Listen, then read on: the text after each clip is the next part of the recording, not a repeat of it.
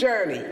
As you can hear, I have a group of women with me today. Yes, we have a live audience this season, and we're growing up, but we're still going to have the same fun, informative, and encouraging time. The only difference is that I'll be able to feel the energy of my sisters here with me for many of these special conversations. Is that okay, Queens?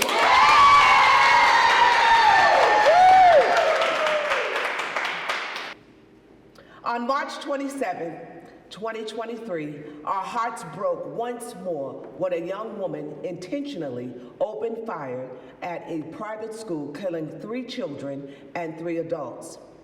We would later see those sweet, innocent faces and mourn again, a practice we have come way too familiar with.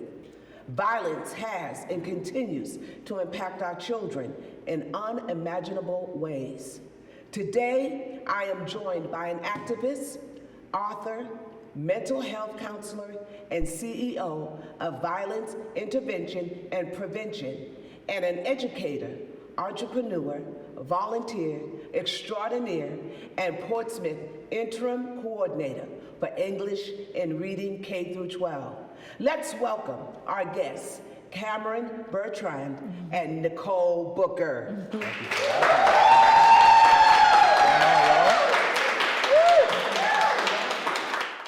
Helping each other.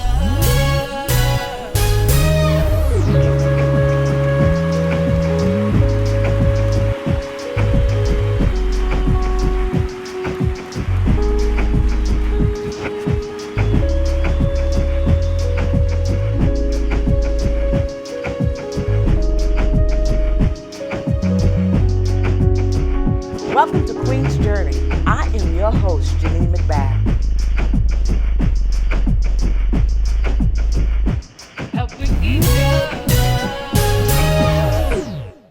I raised 5 children in the early 1990s, 2000s, and we did our best to prepare them for the world, the best we knew how.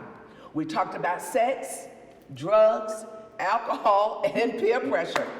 And those hot topics were essentially the most pressing issues for kids growing up. But I have a feeling that that list is a little longer these days. And to help me speak on this, I have with me Bertrand and Nicole Booker.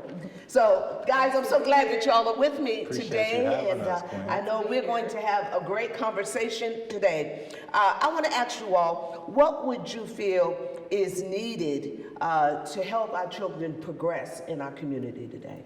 This is a great question here because I really am very passionate about seeing what we see on a daily basis in education, and it bothers me. And I was just speaking about this earlier today, just saying, what can we really do? And in my heart, of all honesty, I really think prayer. I really strongly, and I'm not just saying that because of the setting, I really do, because I see so much that's going on a daily basis with very similar things that Lady J that you mentioned earlier on, but also even more to the 15th power, if I can say it in that manner, for you to be able to visualize the impact that's going on in our community and our schools. It's so many different things, but definitely number one would be prayer, and I mean sincere prayer, because I'm really seeing things just changing just even after the pandemic, it's just been a quick shift that's been going on. And that, and also being mindful, parents being intentional about being in tune to where your children are. And it just may seem very lightly to the conversation that we're having, but it is very serious that's going on. Keeping an eye on social media, a lot of things back in the day where we would have, and it still goes on, where your community, you have different things going on in the community, and then they bring it back to the school, and then it blows all up. But now you have, in addition to that, you also have social media. You're having children, they're communicating through social media, and then they're bringing it back to the schools, all of the different peer pressures. It's a lot. So my third thing would be, of course, I said secondly, would be for parents to be intentional, being tuned, what your children are doing. Look at different, their computers. I had a situation at a school, even though I work with central office, I do sometimes fill in for administrators, and I had a situation with a child having, and pictures, they were taking pictures of other children in the bathroom. And then as I took the phone, I noticed that the child had other pictures. And I said, this is alarming. So I notified the parent. The parent had no idea. They don't even have the passwords. So keeping up with what your children are doing, and the parent had the comment, oh my goodness, I thought you were more responsible than this. And trust me, the pictures were not something that the parent was very happy about seeing. And then thirdly, getting children involved. And I was just speaking to my sister-in-law the other day with her child, getting her more involved with something related more to church. I'm just gonna say, we as a church, we really need to be able to find something that our children will be able to do that's going to be safe. The peer pressure is 15 max at this point with everything going on. So those are some of my things, and I can probably elaborate a little bit more, but just to keep you guys in tune to the conversation, those are some of the things that I would mention that we can do as a community. What about you, Cameron? I mean, to say that our kids need everything there and back, you know, you touched on a lot of important pieces. And what we have to remember too is that being who we needed when we were younger. Right? That's right. Like a lot of us, when we get to a certain point in life, it becomes easy to forget. Right? Because we're in survival mode, because life is moving 1,000 miles per hour, because we're making decisions that are in the greatest good for the people that we love, right? But we also have to remember that there are so many barriers that are creating environments for violence in our community. Not just violence, but trauma too. Right? So when we talk about trauma and being trauma informed, it means coming from a sense of understanding. Knowing that even me sitting here in this room, I have to understand that the trauma I've experienced as a gun violence survivor is different than the trauma that someone else may experienced being impacted by gun violence, whether that's through sudden loss, whether that's grief, through depression and different things, right? But it does not mean that my trauma is more than anyone else's, right? So for our young people, I'm really learning every day that they're experiencing things that we may never fully understand. And we have to be okay with that. We really have to be okay with that, which means that we have to listen more than we speak. People love talking to your kids. Are you listening to them though? Absolutely. That's right. I agree with Because that. our kids know more than we give them credit for at times. Right? So when we talk about programs in our communities, they need to be youth-led, trauma-informed, evidence-based, outcome-driven. That's good. So these are things that are really important because now we're talking about, again, if we're doing something for young people and it's not working, it's not evidence-based. Absolutely. That's right. Are we giving something to our young people that they ask for? Right. That's outcome-driven. Yeah. Right? And us being in a position now where we don't have secession in the Black community. So without that, we're seeing that there are so many gaps that our young people are literally falling through. If we can't come together as a community, Right. then we cannot even show them a model for what we expect from them. We're human beings, we learn through interaction. Right. And our young people watch us every single day. That's right. When we talk about social media, it gives them more of a hard point for them to be able to see those interactions. So I think us being here today is a big part of that representation. You know, I just don't know whether parents are actually parenting like we used to be parented. You know, they don't have time, and you know, and a lot of our parents are young parents, so they have to work. So they're not in the home. Children are coming into the home on their own, parenting themselves, and they're not entering into their world of their children. And I think that's important, is entering into your child's world, see what they're doing, ask questions, and like you said, find out what makes them, where are they? Ask those questions. And I don't believe that we are at that place anymore in society. Because there's just so much now for parentals to get involved in, work, and you know, and the pandemic made it even worse. Oh, absolutely. You know, and I'm concerned about and you mentioned prayer.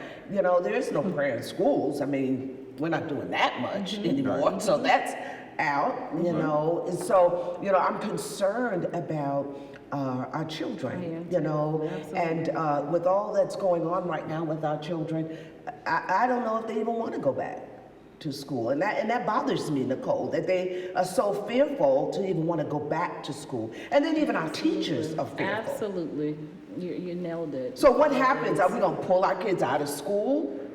Well, that's the thing. So we have to remember too, even for me, I'm 32 years old. I don't think I ever received everything that I needed inside of school.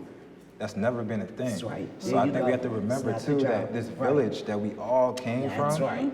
is the Absolutely. key. That's right. It's That's the key right. to it all. We have to outweigh the interactions, and I'll break it down like this.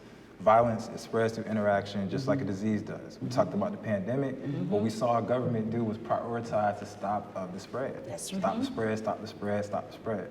So with these interactions that we're having with our young people, whether it's in the schools, whether it's in the church, whether it's in the home, whether it's in the community, it has to happen everywhere. That makes it holistic. But that is how we begin to see that change, right? We have to outweigh the interactions they're having negatively to make sure that we're providing that positive experience that we want them to manifest throughout their lives. So that's right. really important. Like, we do expect a lot. I ran for school board in Newport News.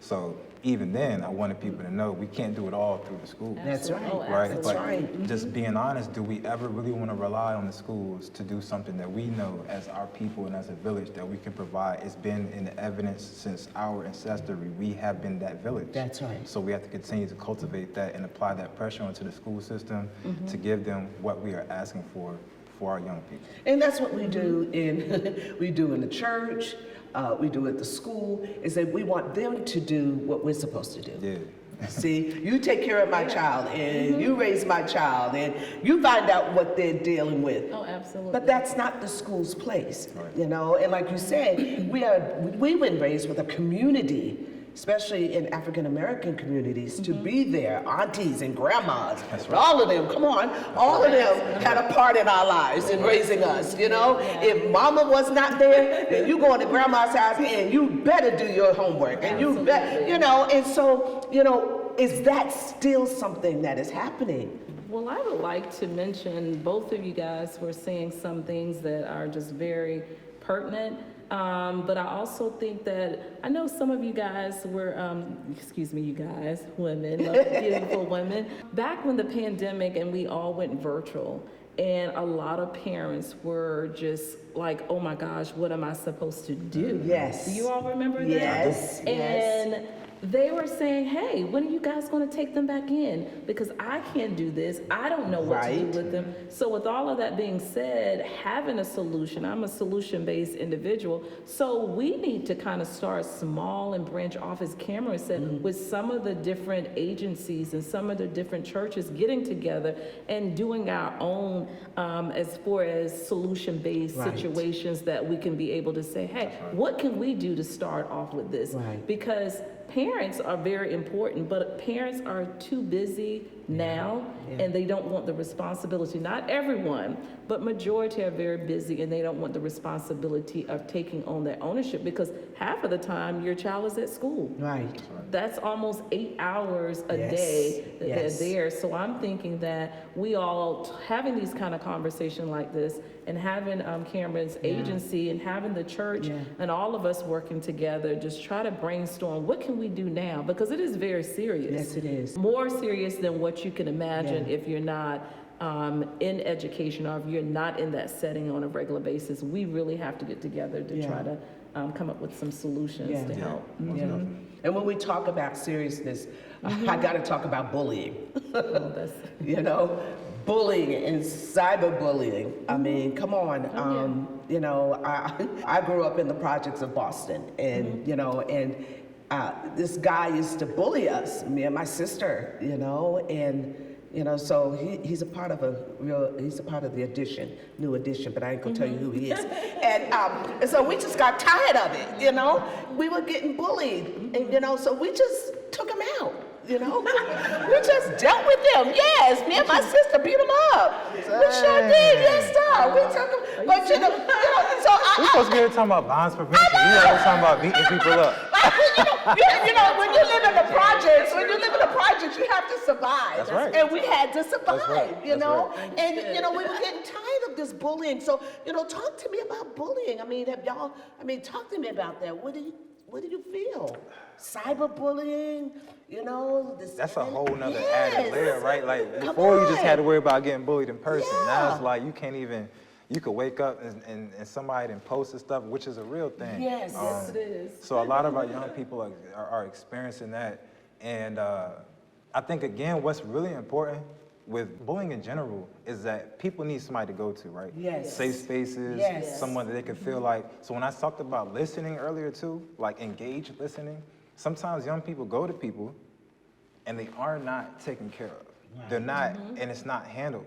So what we're seeing is that people are protecting themselves. Right. I don't want people to be confused. There's a lot of barriers to violence and gun violence and different things, but bullying is definitely one of the barriers that we see. So we have to remember too, when our young people come to us, or if they feel like they can't, we have to create those safe spaces for them to be able to create, make sure we're deterring any bullying, and making sure that we're also talking to the bullies. Yeah. Right? Hurt people, right? That's right. That's We right. know that. That's right. Like, That's it's right. a thing, but what oftentimes we'll see is that the bullies will get punished, and then we don't see anything to deter them from doing it again. Again, that's So we have to make sure that we're loving on everybody. Yeah. To make sure that we're pouring in the love and giving that love so that these things don't create bigger problems Right. later down the line. Right. And bullying, and you all know this, that bullying leads to suicide. Oh, Yeah. We've seen that, Yes. Absolutely. where they don't know who to go to, Yes. Cameron, or they don't trust that individual, or they've said something and no one pays them any attention. Oh, yeah. And so then the first thing they do is Yeah. they yield to that suicide. behavior. That is so true, and I see it. It is so real, ladies. It is so real. It's happening on a daily Yeah, basis. yeah. Kids are just bullying one another. They're so mean. But let me mention this. I actually, I was on social media yesterday evening, and I was just scrolling through, and I just stopped because it was an educator that was talking to some younger students. And she used the example, she said, hey, boys and girls, let me hold up this piece of paper as I'm doing here. And she said, what do you see? Say a straight piece of paper. And so she just started discussing about bullying and about being kind and what happens when you're not kind. And what are some of the things that you guys may have heard of or maybe you've done that wasn't kind? Give me some examples. And one of the children said, hey, calling somebody ugly. And she said, okay, well, I'm gonna crumble the paper every time someone says something that's not nice. So the next child said, oh, someone says, oh, you stink. That doesn't make someone feel good at all. She crumbles this. Oh, you know what, you're ugly, or you're mean, or you have dirty clothes on. Crumble again, that's mean. Then another child says something, hey, you know what? I'm not your friend, because that is something that they love to talk about as well too. I don't like your hair, or I don't like the way you talk, or hey, you don't come from the same type of home I come from. So all of this, we're crumbling it all up. So she opened up the piece of paper that of course was straight when we started, and she says, do we still have a straight piece of paper? The answer is what? No. So this individual that was receiving all of those unkind words can never be the what again? The same. So she was teaching her children that, hey, it matters. Unkind words matter. Whether you think it's funny or whether you think it's okay, unkind words matter. So we want to make sure that we are supporting and being kind. So again, it's never the same at times when you use those, and that's even as adults. Wow.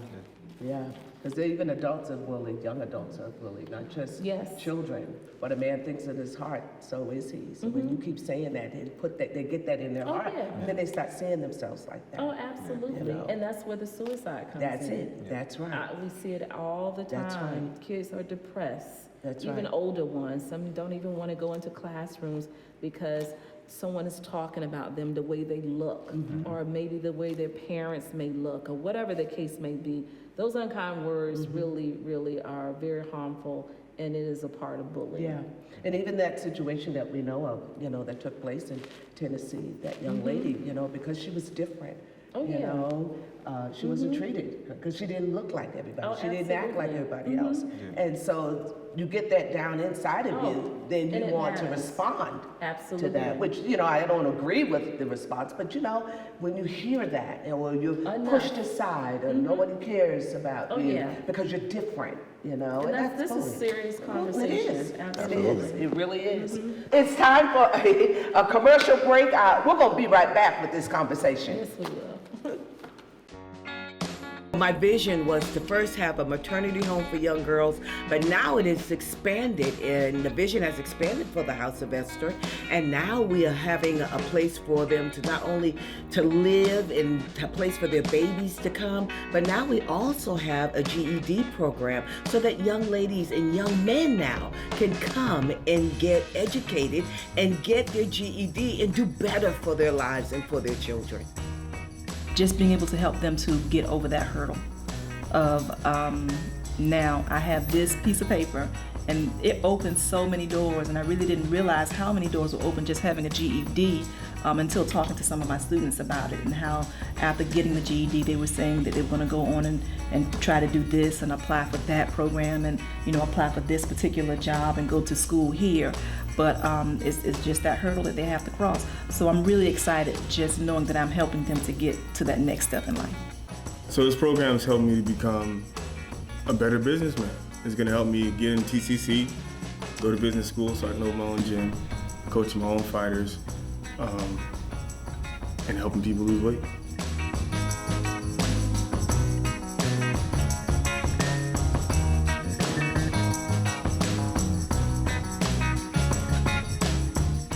I feel like they're always learning in here, which is cool, but when they really get the concept of something, so when they come back the next day after we talked about it yesterday and they still remember it, that's a goal for me.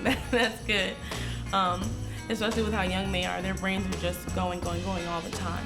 I just think there's a value in letting them be who they are right now.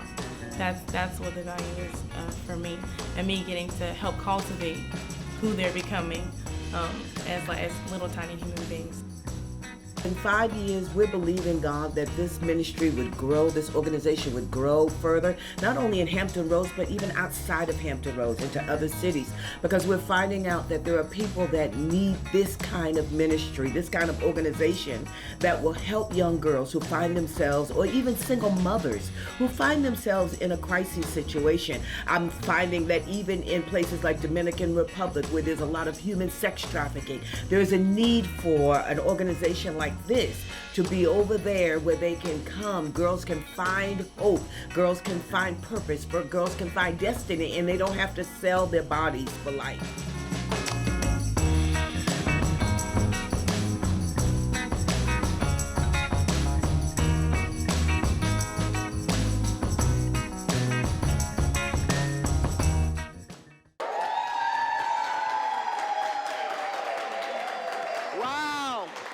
Well, welcome back. We're so glad that you are with us today. We're just enjoying this conversation. And someone sent in a question that said, what about disagreements with parents? Should children witness that, or should that be kept behind closed doors? Take that one first. Okay. That's a very interesting question, but it's fair enough to ask because it depends on the tone. It depends on the conversation that the two individuals are having, because sometimes you do have parents that are respectful, and they're also examples for children to be able to see, hey, this is how my parents respond to each other. They're not having to curse in a disagreement, or they're not putting their hands on each other, or they're not belittling each other. So that's one thing, and I think it's good conversations, because as children are growing up, you're a perfect example for them to be able to see how to respond in certain situations. But then I also look at it as, hey, if you know that you're hot-headed or hey, there's going to be violence, or you're showing your child that, hey, this is how you talk to women, or women, this is how you talk to men, and this is how we respond to one another, I really don't feel that that is a good choice to make, because children internalize things. And as I was seeing my little niece grow up, they're so smart early. Like even couple of months, 6 months, you're almost thinking that they're one, because they are so knowledgeable of what's going on in their environment. They pick up on things. They pick up on the energy from individuals. They're not getting along. So I really do think both ways, but it depends on the individuals and whether or not the conversation is going to end up hostile or violent or something like that, because they just see so much. And a lot of their personalities come out when they're in school, and this is the way that they respond. So that's just my take on it. I what like do you all that. think? I like that. No, I mean, that's a huge piece of it, because when we talk about conflict resolution, right, if we're not showing healthy examples of this in the home, that's literally where it starts. Right. So like that. as we grow up, these are also ways that when we get older, if we have ACEs, which in the mental health world we call these average childhood experiences, right? So if you grew up always being talked at and talked to, or if you saw your people that you look up to, whether it's your parents or not, it could have been aunties, uncles, older elders in your community. If you're always seeing negative examples of conflict, then you're not going to think that's wrong. You're going to think that that is how people resolve conflict. Absolutely. Right?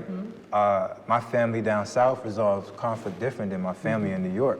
Like they, That's right. you feel me? Like they just talk, like, Right. and it's like they can walk away from that and there's no feelings hurt, but does that mean that's healthy? Right? And is it a healthy example for younger people who don't have the mental capacity to say, oh, they're walking away from this as a mutual exchange, right? So to answer your question, like, I think it's important for us to show examples of, conflict resolution, resolving conflict in front of, and de-escalating conflict if it comes to that, because we are creatures of habit. So these are things that as we internalize these subconsciously, it's really important to making sure we're having those positive examples so that when we do get into an engagement that you can't prepare for, or if I run into New Edition and they bullying me, I can't pop off. I gotta, I gotta walk away. I'm like, nah, you know what I'm saying? But environment is everything. It is. It's everything. And I know you know that because you work with the community so much, and you work with students. And if you would just sit them down and just have a communication, a conversation with them, then you can go all the way back and see what's going on in the home. So true. And it is some of it is from the environment. And I have girls from the House of Esther. When I sit down with them and talk with them, just for a moment, you can see that there was so much brokenness in their environment, and the reason why they respond or they lash out at someone, or they're just mad all the time is because of the environment. And that's why my house is outside of their environment. When I bring them into the transitional home, I take them out of that environment, to try to help them because they're so used to that. It's just second nature for them. And that's why as parents we have to do better. Absolutely. As parents we have to do better. We may not have everything, we may not have all the education, but we have got to create an environment for our children. And if we don't, then it's just negativity everywhere. And I also think that when you say parents, we do have to do better, and that is so true, but as a community, we just have so many weak parents, so many parents going through, so many parents that are having to work to make ends meet. They just don't have the time, and it's just not there. But you have a child there who's hopeless in their situation because they don't know which way to turn. So as a community, as we're talking, thinking of some solutions that we can come up with, how can we help, even if the parents are not there to be able to But there's so many programs, Nicole, that people can do online, You know, things that, I mean, come on, there's a lot of things we can do if we take initiative. That's true. We can do as parents. You know, if we lack in communication, is there a support group somewhere that I could go to? Right. You know, that maybe I can do better and probably show my child. I mean, there are things that we can do now with technology and everything else. Maybe we the kind of stop. exposure. Maybe the Yeah. exposure is what we need to Exposure and Yeah. access Yes. too, though. Yes. So access to Yes. resources, Yes. and I agree with that. Like, I really do. I think that the problem for me is when we talk about equity, right? Equitable resources. Oh, yes. Yes, we can take the initiative and do these things, but how much initiative do our counterparts have to take that don't look that's like right. us? That's right. That's You right. feel what I'm That's saying? right. So That's I right. get that, but I think that's a burden that we Yeah. place on our people. I think it's unfair, and I think that at times it often holds us back because we've always had to be resilient. Yeah. We've always had to push through Yeah. things that other people didn't have to push through, and That's it's right. not fair. That's right. And we have to continue to stand on that because if not, we're going to continue to get dealt that hand. And that's something that even for me, being a young black man, Yeah. I'll never understand what it's like for our queens in America when they go through not just with the violence and trauma, but just unfair healthcare and the Absolutely. inequitable Absolutely. resources we have. But again, it's because what? Yeah. Because people have deemed our queens as the strongest people on earth, which is absolutely true. It does not mean that we don't deserve That's right. that we don't deserve to be able to support our queens in the most absolute sense of that word. So I think it's important for us to be very mindful with how we hold our people accountable. Yeah, that's really very good. important. I like that, Cameron. Well, this is good conversation. It is. This is so good. But before we close out today, I want to ask you all, what do you do professionally or personally that can help pay it forward to our next generation? I can still continue to be an advocate for our children, an advocate for our homes, and that means that parents being able to help steer them in the right direction, give them resources, as Cameron and Lady J mentioned. It's just so hard. I mean, I'm really passionate about the conversation today because I do know and I do see what's going on. And if you're not there on a daily basis, it's almost like, you know, when someone says, oh, to the 10th power, it's almost like there's a 15th and 20th power. So just being very understanding. I heard us having conversations about listening, hearing, and also being an individual that will be solution-based. What can we all do collectively? What can I do individually? That's right. And what can we do together to make the change? So starting with myself, just continuing to just be that individual that's going to be help with the solutions based on different challenges that we're having. So that's my thought. I like that. Absolutely.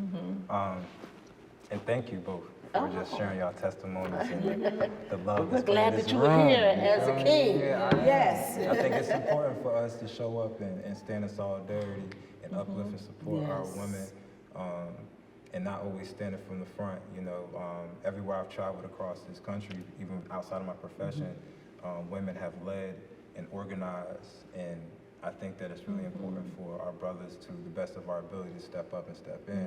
Yes. And so to reiterate that, even with the questions being asked, like as far as me doing things personally, I know that when I got shot years ago, there were things that I needed immediately. Like there are people in this room right now and people who from this church that literally have been hands-on in my healing journey. And that is the big difference in me not going back and being a product of my environment in a negative way. Yeah. Like I want to be 1,000% clear on that. That's so good. If it wasn't for the people and my family, my brothers, my sister, my parents, like if it wasn't for those people, I don't think I would be doing the things that I'm doing now. It had nothing to do with the college degrees. Right. I did 4 years in the military. Right. I went pre-law. I have an amazing family. Right. Like my parents raised me right. Like all those things would not have mattered if I had died that night. Yeah. Right? But not only that, the people that left me on the ground after I got shot, I had a lot of decisions to make after that. Oh, yes. Did I deserve that? I continued to pray on that, and I knew that the answer was no. So I've created things to me that have helped others with things that I still am healing from. Yes. I've been able to give help and give back to people for things that I still haven't received, but it continues to help me show up. It's therapeutic. We've been able to create a trauma recovery center for gun violence survivors that's free. Wow. Oh, We don't do insurance or nothing. Wow. You feel me? So these are things that everything that I've been able to do over the past 7 to 8 years since I've gotten shot were all things that I needed, and I asked and I begged God to show me what it is that I needed to do with my life to help remove the pain. Pain that I may never actually heal from, and it keeps my mind where I need it to be. Yes. It gives me something to live for. Yes. And that is the only thing that I believe can really change what we're seeing in our communities. If we can't give people something to live for, That's true. then it's hard to ask That's people to right. make decisions for future reward when our young people may believe that they might not even live that long, That's right. right? That's right. So showing up, creating the things that we needed, that we still need, that I still need, Right. and Right, believing that right. it's all gonna come back full Yes, circle, it and will. that it's gonna live through the people that I've been able to honor and meet over this lifetime. Wow. This has been so good, I don't want to stop. But I have to, so what I'm going to have to do is bring you all back for part 2. Are you ready? Okay, we're going to bring you all back for part 2. I am so honored to come alongside my co-laborers in the community who ensure our children are protected in this world full of violence. I do not believe that it is a hard task for you as well. And it takes the work of us all to ensure the safety and security of our children. So wherever you find your influence in the next generation, be sure they feel seen, heard, and respected. I hope you found today helpful. I look forward to our next gathering where we show and share how we do life together, strengthening and encouraging one another along this Queen's journey. Woo!